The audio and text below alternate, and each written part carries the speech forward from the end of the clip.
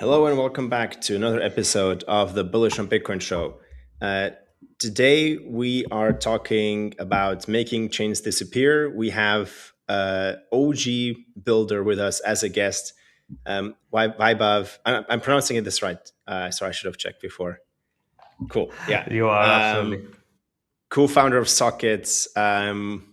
I believe first they have a Polygon, worked on Ethereum. So you've seen it all, right? You've been in the space for quite some time, and now co-founded Socket and Bungee, one of the leading cross-chain swap and aggregator protocols in the space. Uh, Today's topic, Yeah. well, question of how do we hide the chain? Is that a good thing? Is that a bad thing? And how does the actual cross-chain subs market look behind the scenes? What do people not see? Before we dive in, uh, let's do a quick round of intros. I'm Alexei, co-founder of Bob. But Vaibhav, the one question we always ask on the show is how did you get into crypto? How did you get or end up building Socket and Bungee? What's the backstory? Okay, it's a long one, but I'll do like a quick intro there. How it started to work is I was 17, 18 at that point, and I think BTC was going up and to the right. So naturally, everyone was very interested in the asset, and somehow I was in the subway going for my internship, and I read like I started reading like parts of the Bitcoin white paper while someone else was reading it inside the subway.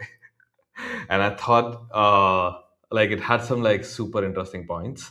And I wanted like I was looking at the price, but I had no idea about what the technology was. I just knew like BTC is an asset that goes up. But when I started like reading the white paper, and I'm sure like uh, we've all been through that phase where you like read the white paper and you're immediately pilled, right? So for me, it was that experience. And at that point, I had just turned 18, so I was trying to set up a bank account as well. So it was a very interesting experience for me, from creating a Bitcoin wallet to trying to create a bank account. So I went through all the layers of permissions that exist when you need to sign up for a bank account, to how easy it was to setting up a Bitcoin account. And just like that, I was like hooked. And like from there, wanted to build apps on top of blockchain technology. Ethereum was just there, so I ended up joining Polygon to help scale Ethereum. After building Polygon, I was like, hey, this is great, fast, cheap, but it's not as trustless as the world will need this technology to be. So I ended up building one of the first ZK rollups with Ethereum Foundation. So after Polygon, I went there, built a couple of rollups. I was like, holy shit, this thing actually works. We are going to have hundreds of rollups, or like at least like multiple chains, and it's definitely going to be a multi-chain future. And I don't want to live in a world where my friend is on chain A, I'm on chain B. There definitely will be a technology that brings it all together, optimizes things for the end user. Ultimately, people will want to use apps, and chains will be infrastructure on which these applications will run, and that's the background for Socket. Ultimate idea for Socket is that it's like when you visit multiple countries, all of them have different sockets. So you need to travel with a travel adapter. So that's the sort of idea for the name Socket. This is the one socket that you need to plug into, so you don't have to worry about all the various like fragmented socket structures that exist, and you're trying to plug your thing in. So you just plug into this one universal socket and you get connected everywhere. Roughly, that's the background story. Cool. So looking back and so you set out essentially, I would say probably at the peak of the Ethereum L2 rush, where L2s were becoming super easy to spin up. Many L2s still exist today, but at that time, right, we had what, dozens, if not hundreds of L2s, in addition to different L1s. And I think today it's never been easier to create a new chain, right? Ultimately, I would argue you can go spin up a new chain. Of course, there's different levels of decentralization and security, but spinning up a chain in L2, throw money at it, work with a provider or do it yourself, and you have a chain. Uh, if you look back and you look at the market today, has anything changed in your view that the future will be multi-chain, or do you actually see more consolidation? I think there will be multiple chains. I think we can agree on that. But do you see the future being really everyone has a chain and essentially every app will run their own chain as their internal ledger and essentially like an internal database, but they'll still want that interconnectivity and the composability that being on chain gives them? Or do you see a future where you have consolidation like we see right now across Ethereum, Solana, and then you have like newer chains rise like Robinhood, which are institutional backed, Base, which is institution backed? Where do you see us going, and how does this compare to what you envisioned with Socket when you first started? Has it materially changed, or is it still on track? That's a great question. I think the answer still remains that the future is multi-chain. How multi-chain is it going to be? I think it's TBD. I think increasingly it's looking like it's going to be more and more multi-chain, because I remember when you first like starting Socket, there was only Optimism and Arbitrum, and the view was it would be Ethereum and all of its L2s. But now we have Solana, where meaningful activity is happening. We have Base, we have Hyperliquid, and we just see like things like Robinhood come to market and gain traction very quickly. So I think it's very clear future is multi-chain. Is it going to be like every app has its own like chain? I don't know. But ultimately, that's not what the Socket bet is. Socket bet is people will build application regardless of what the chain is, right? So that's why we sort of like went from almost this like, if you want to call it like a change in our philosophy from cross-chain future to chain abstracted future. That's a primary difference. The primary difference is that in a cross-chain future, we are still talking about chain. In a chain abstraction future, we are talking about the app. And I think crypto has matured finally to a point where we can talk about chain abstraction. We now have many fintech apps that use blockchains as a background. We have FOMO that is powering trading activity across 5 different blockchains, if I'm not wrong, all at the same time, without the users needing to know what chain this token is on, right? So at this point, we are living in a chain abstracted future, and I think that's the future we are most interested in. So if you have to make a bet, do you think we'll see hundreds of chains with a lot of activity, dozens of chains with very concentrated activity backed by institutional consortiums? Or will we see thousands of chains essentially where essentially chains are abstracted behind each application? Because we do see this trend, right? You have successful apps that then go and launch their own chain because they don't see a reason to pay network fees to the underlying infrastructure, because, well, they're doing the most volume and running a chain is so easy today that anyone can do it. Of course, there's flavors to this. I'm oversimplifying. Yeah, I So, mean, like, I think there'll be like it's going to be either or. I don't believe that there's going to be like it's going to be somewhere in balance in the middle. I think either it will be okay. Everybody's just going to launch chains as their own infrastructure because it's so easy, and it's basically now more of a database that can talk to all these other databases, right? Again, yeah. oversimplified. Or the thesis is more okay. There's essentially a few big internet protocols, right? And there's going to be a few big chains that are used for certain use cases in certain geographies, and it's going to kind of consolidate. If we're looking at like a 5-year horizon, because I think we've had this conversation with peers over the last 10 years, and it's always been, oh, there will be more than one chain, or will there be one chain to rule them all? And I don't think anyone's agreed for it until now.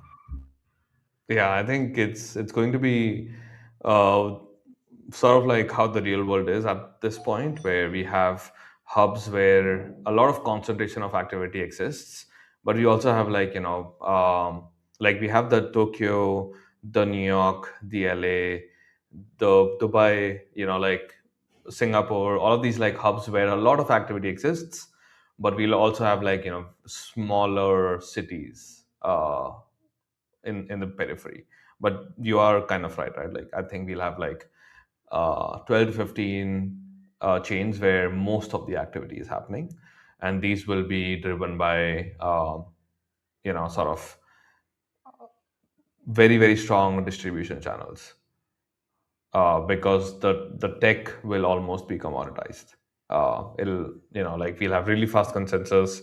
We'll know how to run this like technology well, And people that have distribution and know how to onboard the right partners, the right kind of users, the right kind of applications, they will concentrate as many users as possible. We will, of course, have like a couple of sort of value uh, kind of chains. I think Bitcoin will obviously be a big part of it. And so will like some other attempts at building something non-institutional.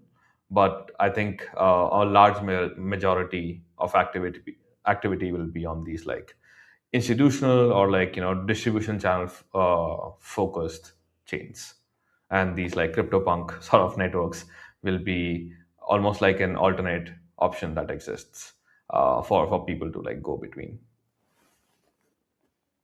How do you think Okay. about this? I mean, it's a good question. And I think it's always a, like, which analogy do we draw? Do we draw the analogy with cities? And I think that's a very good analogy, right? You have hubs, and you have smaller cities. Although I would say with cities, there's like, you have so many cities. There's so many people in the world, right? And I would probably maybe draw the parallel to stock exchanges, because ultimately chains are generally used for financial use cases, as like basically for means of exchange, for settlement and orchestration of payments, and like some will specialize at agentic. But at the end of the day, I do feel like it will be more like the stock exchanges. You have the big ones where everybody wants to trade, where essentially there's a lot of activity, and then you have, of course, each country has their own stock exchange, most likely. But whether it's that both basically deals with more local businesses, and perhaps with the European Union, it's more or less like one player can dominate that area because of regulations. But I do see, because of local regulations, because of how people use personal finance in different ways, have different problems defined by the geography, the culture, right, geopolitics. The more chains move into the background and just become commoditized infrastructure. And to be fair, I'm pretty sure that in the next 5 to 10 years, all of finance will run on chains, just because at this point it's so much better, right? And if you've ever worked at a consultancy company, every few years, right, there'll be a new wave of digitalization projects, and everybody has to eventually upgrade their old systems because they're so outdated, and you just pick the thing that's currently working best and most stable. Previously, blockchains were so new and so hot. Now it's like the thing that actually works really well. So it's just now become no longer this hot new thing, but it's a very widely well adopted, well understood tool that I think most institutions and financial institutions and businesses will adopt, not least because of stablecoin settlement. And so, yeah, it's going to be more like stock exchange. You have the big ones where everybody will want to trade, and you'll have people wanting to go there to do business. And then you'll have the local ones where you do business for like, and maybe that's kind of, I think, but I think our views are not too different. I don't think every application will run its own chain. Even if you can, it's the same reason why software as a service exists, especially and still in the days of LLMs, where yes, we could build everything ourselves, but we often prefer to partner with verticalized software companies that basically focus on doing something really, really well, and me paying them a little bit more than it would cost, like, or just paying a bit more than it would cost me to do it in-house. Is just, the convenience is just overwhelming. And I think that's going to happen with chains as well. Why run your own chain unless you have like distribution? Or you have a very certain reason, right? So if you specialize in something and you have the technological reason to do so, okay. Otherwise, I doubt that many apps will run their own chains. And I think we've seen examples of even the most successful teams that have built extraordinary products like Uniswap have struggled to gain traction with their own chains, just because it is so entrenched, and it's like B2C is so hard to get right as a chain business. Man, I'm curious, how did you guys go about thinking to sort of launch an L2 on Bitcoin?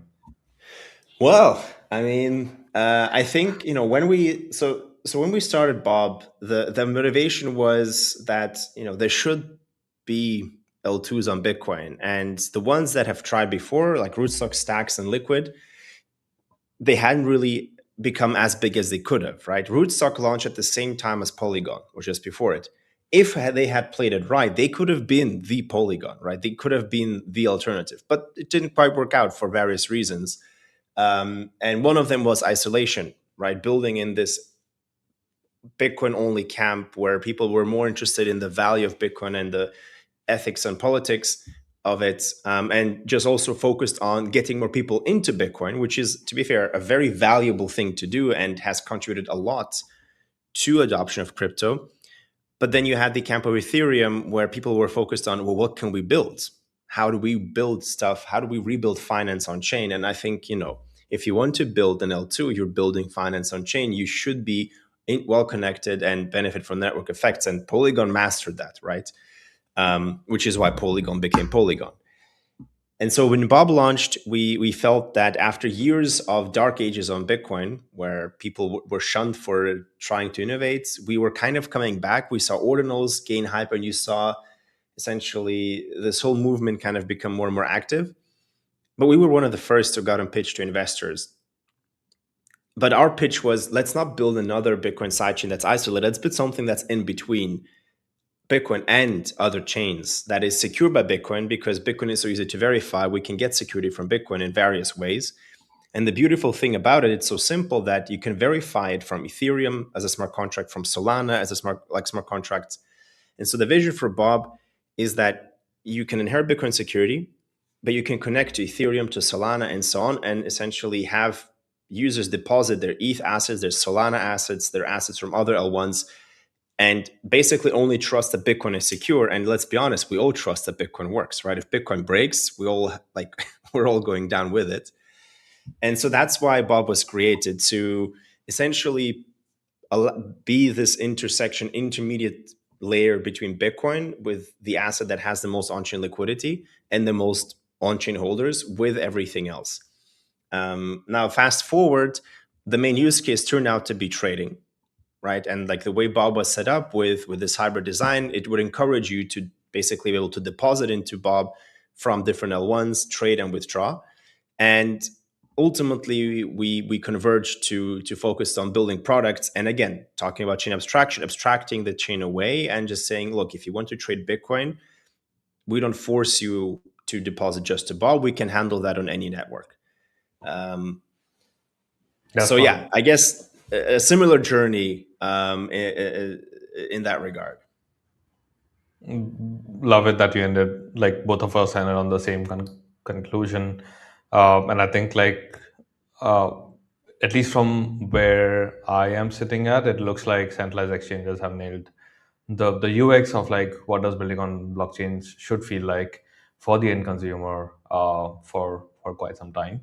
And like slowly we are sort of trying to get to that same UX, but with a completely different backend, and that makes a ton of difference, right? When you have a backend technology that is always up, no KYC, don't need to trust anyone, but as good as the UX as a centralized exchange, I think we can finally start attracting real world people. I mean, here's the thing, right? Centralized exchanges played a very important role in onboarding users on chain, right? Because if you come from fiat, you need to figure out how to go from fiat into crypto. Now with stablecoins, of course, it has become much easier. I believe that the moat and the regulatory arbitrage that centralized exchanges had mastered to become so dominant, that kind of is gone now. With regulatory clarity, now everybody, right, in most jurisdictions can get a license to offer fiat to stablecoin conversion at a one-to-one rate. And most of these companies are not charging fees anymore. They're saying, well, I'll give it to you for free because I'm going to sell you a bunch of other on-chain products, cards, loans, trading. And you plug into this global on-chain economy where you can send money or trade assets on chain. You can basically now trade on US stocks 24/7 on chain better than on some US stock exchanges, right? Liquidity is still obviously thin and it's fragmented, but we'll get there. And so I think that centralized exchanges, some of them of course have launched their own chains and so on. But just like with existing and new businesses, there's always room to disrupt, and Hyperliquid is a prime example. And I do see that more and more players that start from, okay, we'll use on-chain infrastructure, will perform better over time than centralized exchanges moving from centralized to on-chain. And the reason is that once you're centralized, what's your interest to make everything transparent? Why, you have to migrate all your existing systems on chain? And typically centralized exchanges, they have their own chains, but they run in parallel. It's not like Coinbase or Binance have put their entire operations on their chains. No, they run them in parallel primarily to keep users and basically bootstrap their own ecosystem and as a way to make more money. But then if you launch an on-chain exchange, well, proof of reserves, it's by default there, right? Nobody asks Uniswap, where is your proof of reserves? Because it's all on chain. And I think that by definition, it just means that over time, players that come from on-chain that enter the market now will just outperform legacy players that basically struggle to keep up because of how they're set up already. Yeah, exactly. That's how I talk about fintech coming on chain as well.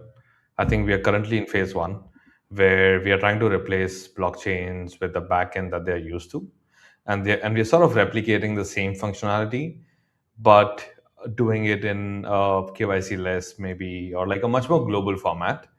But the phase two starts when they start to realize that everything's on chain actually, and you can't just like, you can of course like replicate what you had in the finance world on chain. It'll work really well, but you can now do so much more when hundreds and thousands of institutions that move millions of dollars on a daily basis, billions of dollars on a daily basis, are now on the same ledger.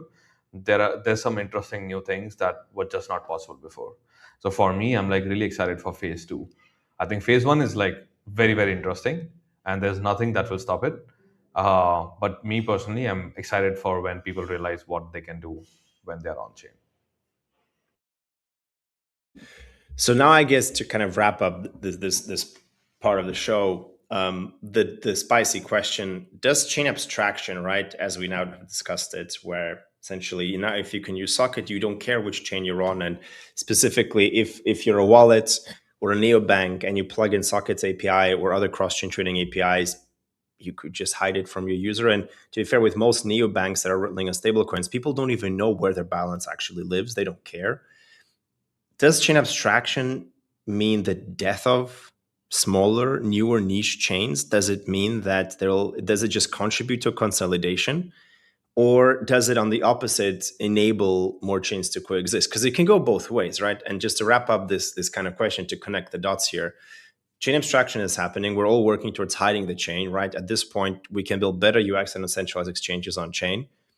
What does that mean for L1s, L2s, and cross-chain protocols? Because of course, if there's only 5 different chains, competition is going to be quite fierce for cross-chain protocols to compete for that existing volume. Versus if there's so many different chains, there's always new players entering the market. There's always new places to compete for.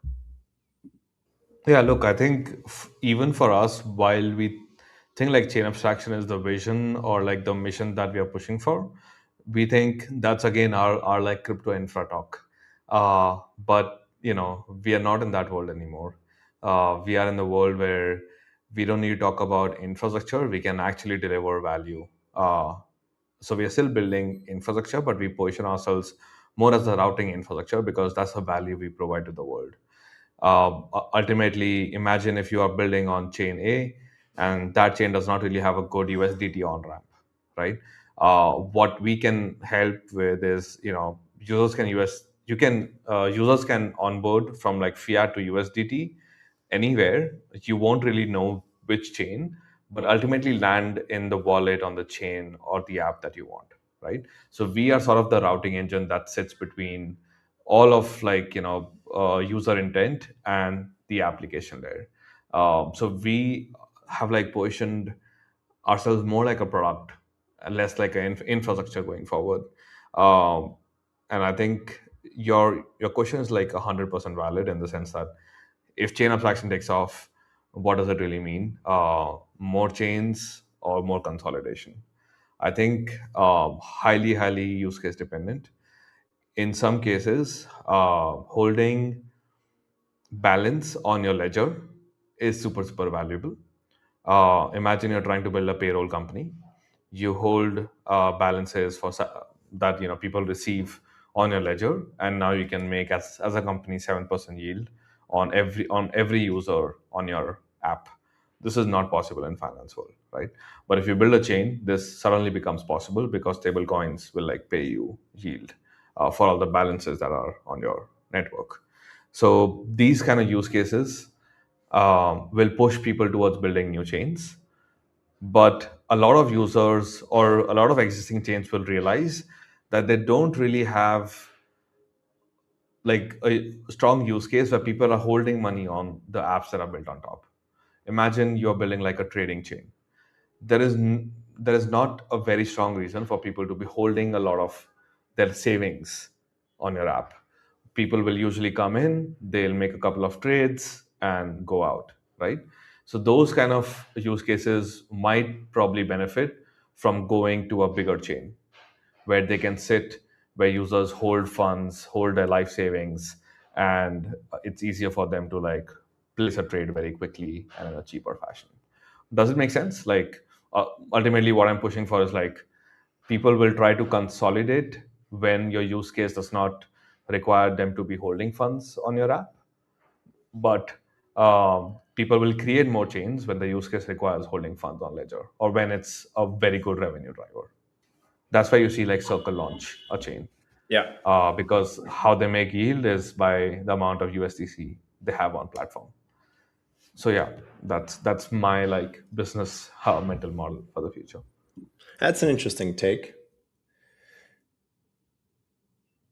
Yeah, I think Circle is an interesting example, and I think probably one of the whatever happens with Arc will probably be a prime example and like a template for other institutions. If it takes off and establishes itself as the go-to chain for stablecoin settlements in Circle's network and businesses that you build on Circle, then I think more and more players will I guess also say, okay, well, look, there's benefits to doing this. I think Robinhood is an interesting example. We'll have to see how much volume and revenue they keep generating right now. Right, everybody kind of jumped onto Robinhood chain, hoping to launch new meme coins because of Robin, and that maybe more Robinhood users will trade them, and they'll people like more a new wave of speculators basically entering the market, and that's what people are hoping for. And you have this cash cut thing, which is I thought meme coins were dead, and suddenly you have meme coins on Robinhood again, which and you at some point you had more launch pads for meme coins than meme coins with like a decent market cap. And we'll see what happens. Like they made $5 million in revenue from the chain in the last 30 days, which is quite significant given it just launched. Will that sustain? I don't know, right? I think we'll have to see, right? If they manage to convert this hype into like more use cases where people stay, like perps markets, prediction markets, then I think that'll be a very good template for more existing consumer focused finance platforms to just launch their own chains, and because they see that they can make more money. Moving on to the cross chain world itself. One of the interesting topics with cross chain swap protocols that we've observed in the recent years, especially this year, is that it's become a very complex market to navigate. And the reason is that there are quite a few players that offer cross chain swap solutions. You have the underlying circles and layer zeros that do just root their own assets, but you can use that for cross chain routing as well. And on top of that, you have protocols like Socket and others that essentially offer these routing capabilities and compete to offer the best service to users. But then you also now started seeing aggregation. So you have aggregators on top that then said, okay, well, I'll give you the best route across all these different protocols. But then you started seeing protocols aggregate each other as well. And now we're in a world where ultimately everybody aggregates everyone. And the question here is like, so where do we go from here? Do we essentially, because now we have meta aggregators like Oku, for example, and Enzo, who would then aggregate the aggregators. What does this at the end mean for the user? Does it mean that it just keeps getting better and better, or do we will see at some point consolidation? Because we see things going both ways. We see protocols starting to aggregate and aggregators starting to launch their own intent protocols. So basically, everybody trying to compete with everyone on every possible dimension, which I guess is a good sign that it means there is enough market to go in and expand for each of these players. But what does that mean for the user? Like, who at the end of the day decides what the best route is if everybody's aggregating everyone, but everyone also has their own protocol that kind of is one of the revenue drivers for them? That's a good question. I think it's ultimately going to be a lot about. I think, unfortunately, in the cross-chain world, people have built around existing models instead of innovating that much. So people have applied the same mindset they apply to, like, let's say, DEX aggregation, and try to apply that for bridge aggregation. But in our opinion, that really does not work, because it's an async process, and I believe this is something you feel strongly about as well. I think asynchronous processes, the the reliability matters a lot more than the price.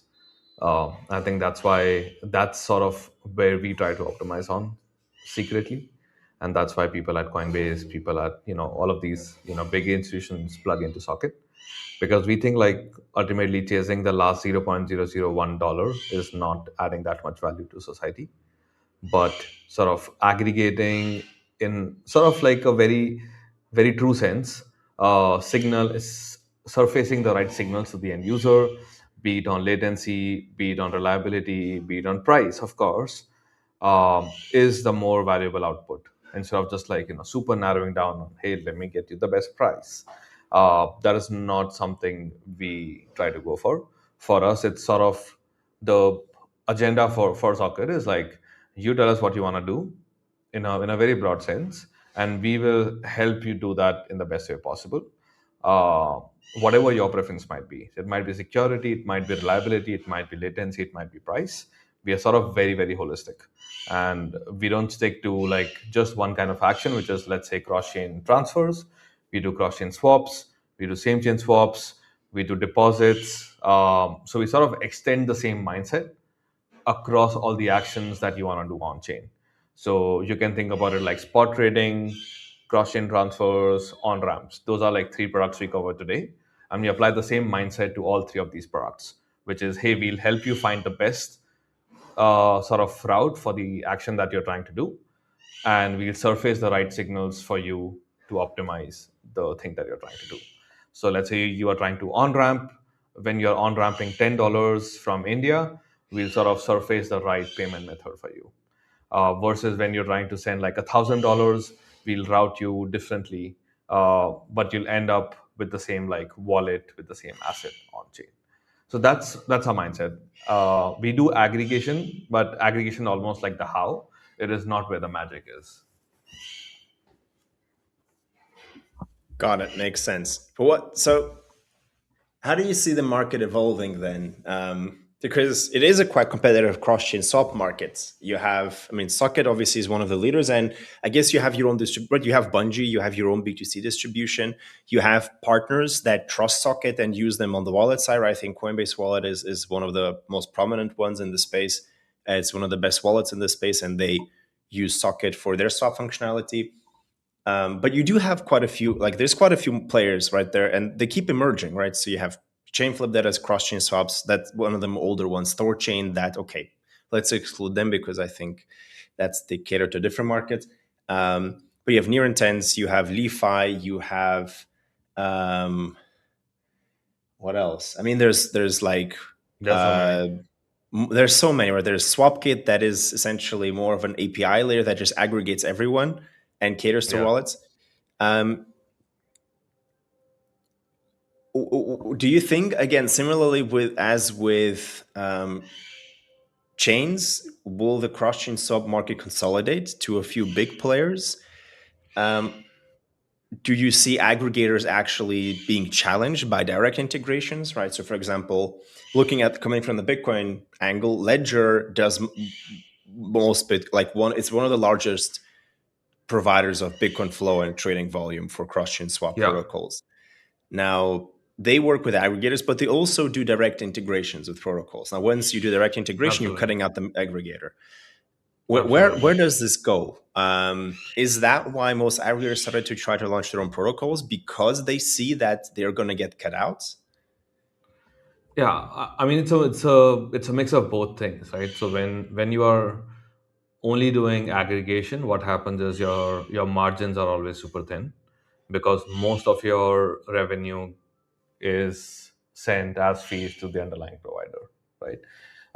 So when you do aggregation, it helps you scale up very quickly. So, example, you want to launch on a new chain, you just bundle in some existing provider, you add some fees on top, and you're good to go.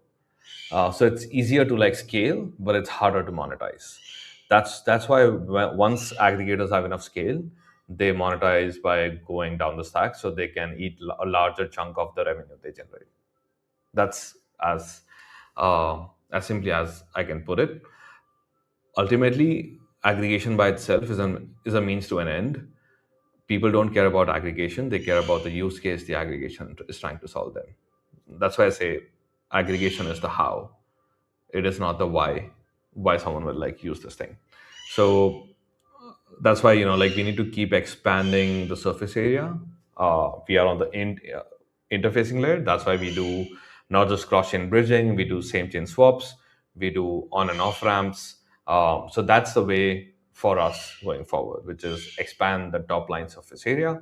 Because what people are looking for, let's say like people coming from the traditional world to the on-chain world, they don't want to work with like several partners across the stack. What they want to work is a single partner, a single on-chain socket that they can plug into to get access to all the on-chain capabilities. So for us, aggregation is the how. We will do it where it makes sense. We will not do it where it does not make sense. In the cross-chain world, we think it makes sense because there are multiple types of like mechanisms that exist. We have mint and burn, we have cross-chain solvers, and the best solution is indeed bundling them both together. That's why you see all the existing players like CCTP, Layer Zero launch their fast bridging solutions. Um, so on the cross-chain side, we'll stick with aggregation, but as we expand and launch more products, we may or may not approach the problem with the same way. It's like highly dependent on the problem that we're trying to solve. So if tomorrow we want to do like a perk product, there might be no reason to do aggregation there if like 90% of the volume is hyperliquid. You know what I mean? That makes sense. So that makes sense, I guess, for aggregators, right? It's a fast way to go to market. So why do then protocols that have their own trading like stack do aggregation? I think because we've seen like protocols that have their own kind of cross chain swaps start to aggregate and plug in SwapKit and others just to cover more routes. And I think my hypothesis, and I'm curious to hear your thoughts, is ultimately that it's about the margins, right? It's about who actually has the biggest margin in the stack, in the flow, and that turns out to be the ones that have the users. So ultimately, everybody's kind of trying to position their own app as the place where people trade. Yeah. Curious how that works between Bungee and Socket, because obviously Bungee is the front end, it's the app that lets you trade. It has a very good user experience. Socket is the underlying protocol. Socket obviously is used by a variety of providers as well. Um, Yeah. where do you see that going? Do you see, and again, maybe from your perspective, obviously for your own business, but also others, because I think that this can be applied to not just cross chain subs, but other areas in crypto as well. 100%. Is it more B2B or is it at the end going to be B2C where essentially users converge to your own app and that's what gives you the most leverage, the most margin, and the most essentially flexibility of what to do with those with products that you offer these users? It's it's a really simple way to think about it. If you don't have network effects on the infrastructure side, you should launch a B2C app. If you have network effects on the infrastructure side, you should go really hard on B2B. What I mean by that is like imagine you're trying to build an exchange. You should focus a lot on just bootstrapping liquidity anyhow, be it B2B, B2C, it does not really matter. The mode is going to be bootstrapping the order book, bootstrapping liquidity. As long as that exists, B2C, B2B does not really matter, right? Um, Also, let's say you're trying to build an on and off ramp.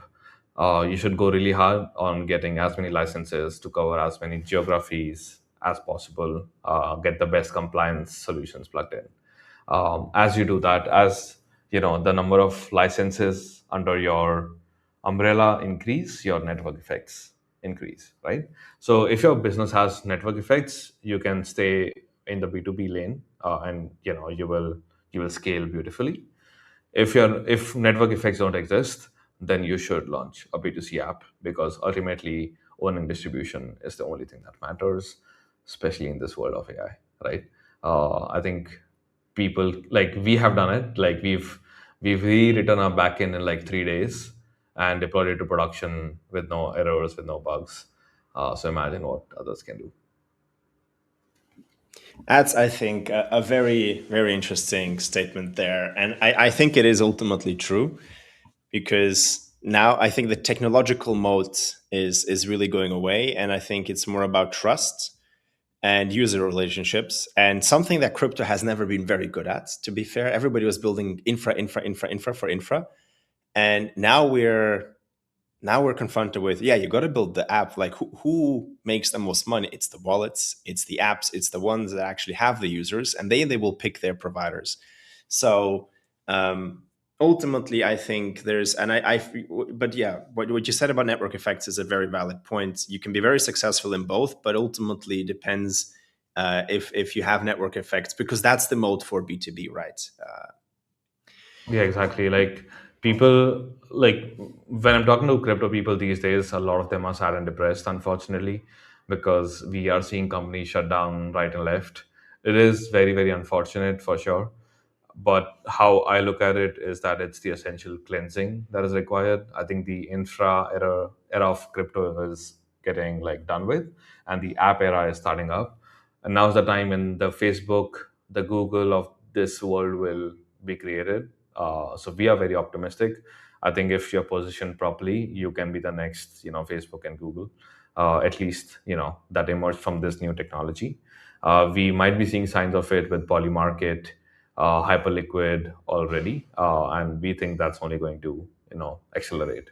So if you're building infra, pivot to building infra with network effects, or an app that provides real value to end users. And the sooner you do that, I think the more successful you'll be. And it's very natural for when these like transition phases happen, a lot of people are caught in the middle, unfortunately. So moving on a bit, and again, we kind of started quite high level, and we'll be going deeper and deeper into the cross-chain topic. Zooming in a bit more, usually actually zoom out, but we'll do the opposite today. The way cross-chain protocols work primarily are based on intents, right? That has been widely adopted as one of the best mechanisms to trade, move assets across different chains, specifically fulfill whatever the user wants, right? Focus on what the user wants and figure out in the background how to handle it, hide everything else from the user. Like, I guess the question is, are solvers now becoming crypto's new middlemen? And will we see consolidation again with solvers, where essentially the same market makers that previously traded on centralized exchanges are now rebranding and becoming or spinning out solvers? That just is a fancier word, I guess, for market making, but doing it on chain. Or is that room, or is that essentially something that contributes to decentralization, where many solvers with like thinner liquidity, smaller books can actually participate and compete, because the market should be ideally more transparent and it's much more user facing than perhaps it was on centralized exchanges? Look, I think my answer is a little bit different here. I think the real question here is, does cross chain solving yield enough return for it to warrant multiple solvers? I think the current trend is that, because it's such a competitive space, everyone is sort of uh, taking fees close to zero, pretty much. So it's like really hard for anyone to make money. So I think we only have teams running solvers, or like really small players running solvers, and the big players haven't really entered the game yet. But the good thing is that volumes are scaling, and cross chain trading has actually found a use case. We only had one chain, Ethereum. Then we had BNB, Polygon, Base, Solana, Hyperliquid, Robinhood.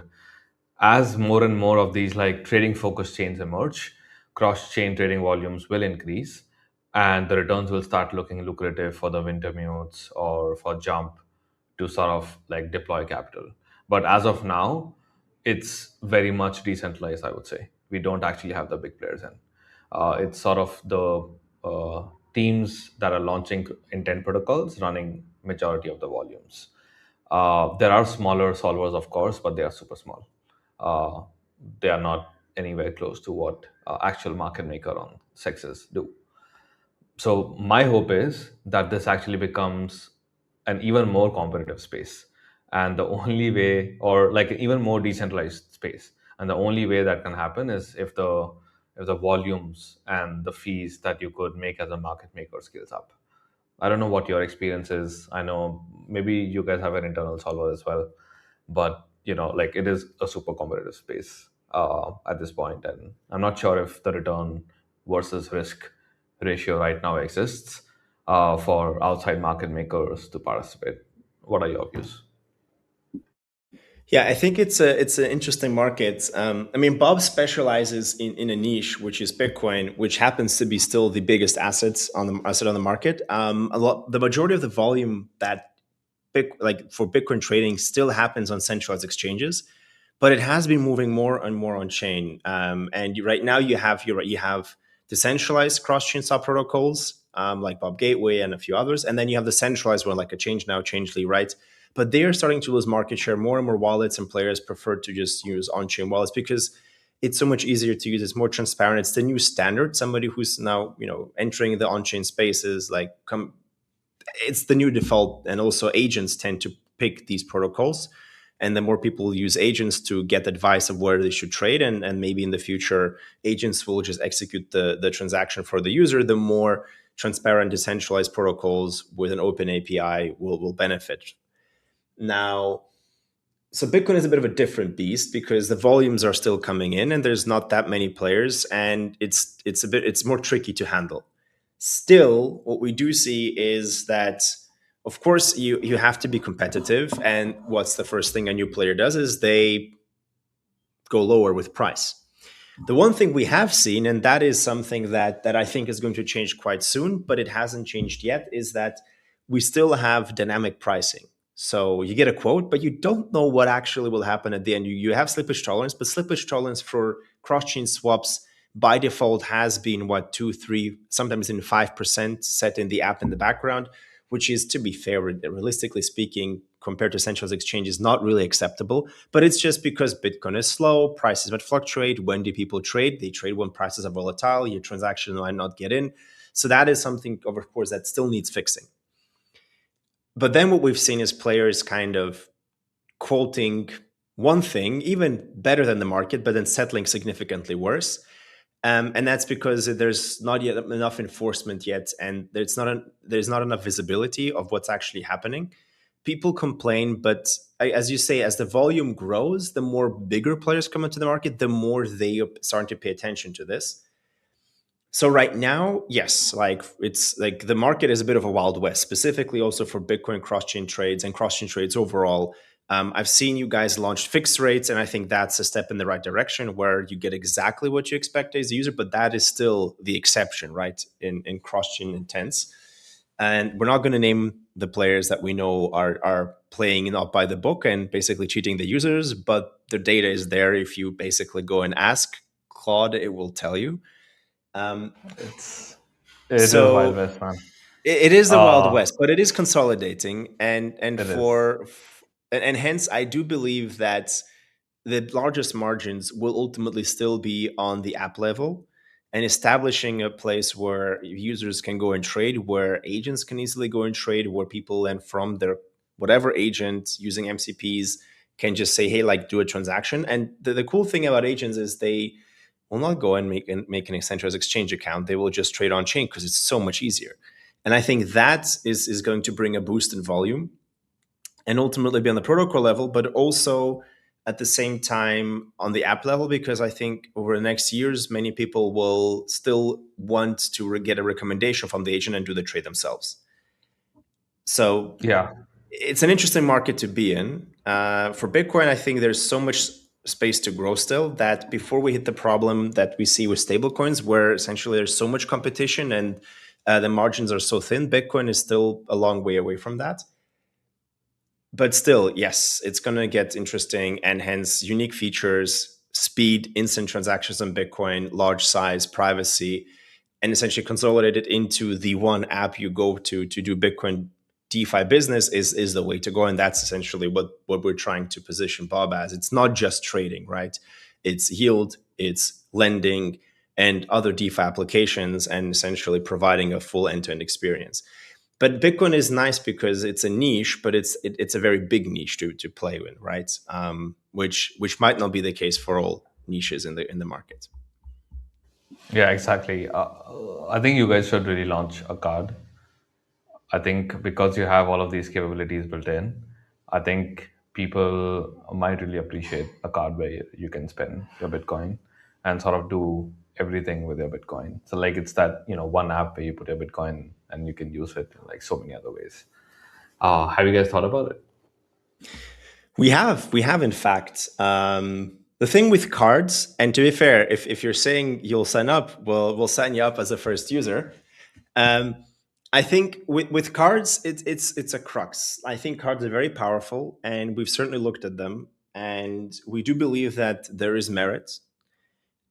The thing with cards, however, is that it has parallels to being L2s, commoditized infrastructure, everybody using the same stack, everybody suffering from the same problems, and essentially struggling to diversify and offer a diversified feature set.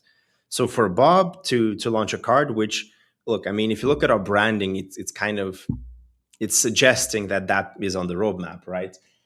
But we believe that we have to get the stack right and control a lot of make sure that the protocol controls the stack and that the user experience is very good and offers unique products. So very good Bitcoin trading, buying essentially at very good margins, having DCAs, programmatic investing into BTC, taking out microloans, and then packaging that into a card. So the card essentially comes on top as the way you actually, but I don't know if so many people actually spend Bitcoin. I think they will borrow against it and then spend.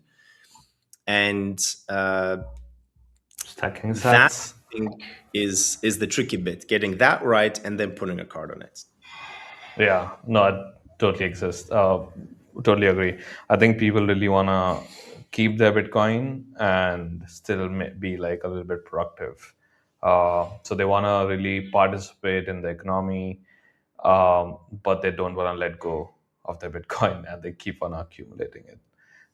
So that's the user segment that I'm very excited to see someone target very closely. I think Coinbase tried with their Bitcoin rewards, but I don't think they're doing a fantastic job just yet. Coinbase's launch was certainly interesting, and the Bitcoin-backed mortgages as well. The one thing I'm not sure about, and to be fair, I think Coinbase is one of our investors. I think we're Socket also very close to Coinbase. I think they're a very very good company, and I think it's cool that they try because they were one of the first big movers now to say, well, let's go fix that problem. I think the product is very attractive because it comes with big institutional partners, but you cannot use. I think you can't use Bitcoin for the entire financing, right? It's only a part, which I think is appealing for many users because not everybody can finance their entire home or whatever for BTC. But this is still targeted at like people who have a lot of Bitcoin or making big purchases. I think that if you look at the global adoption of Bitcoin, everybody wants to have a piece. And I think allowing you to stay liquid while buying Bitcoin and maybe tokenized gold and other assets is actually very attractive. And we've seen microloans be very, very popular, but people go into debt. And I think with Bitcoin and maybe other tokenized assets like gold, but to be fair, BTC still probably is the best collateral, you can actually do that without going into debt, but still stay liquid. And I think, looking at the global economy and Bitcoin, where Bitcoin is right now, sure, it might fluctuate. But if you set a conservative LTV, you're going to be pretty well off. And again, this is not financial advice, by the way, so please do your own research. But I think it sets you up and it gives you a much better setup. It might not be as as liquid. It might not be as instant liquidity. It requires some patience, but it gives you long term a much better return and setup for your future finances than just going constantly into debt and just paying back your debt and basically just losing money on the way. Yeah, totally, man. Uh, I recently started DCA into Bitcoin again after many years. Uh, Getting more and more bullish Bitcoin as the AI trend accelerates. Um, but yeah, man, I think I'm looking forward to what you guys release next. Cool. Well, I hope you DCA using Socket, because now you'll be DCAing most likely through Bob Gateway if you're trading Bitcoin through Socket and Bungee. With that, thank you so much for stopping by and joining us today. Very broad conversation about cross-chain and the future of chains, cross-chain bridges, and also Bitcoin. Thank you so much for everyone listening. Thanks for joining the Bullish on Bitcoin show. We'll be back in 2 weeks with another guest talking about all things Bitcoin and crypto. And of course, we've added AI to our topic list. So stay tuned and see you in 2 weeks. Bye-bye. Thanks for having me. Bye.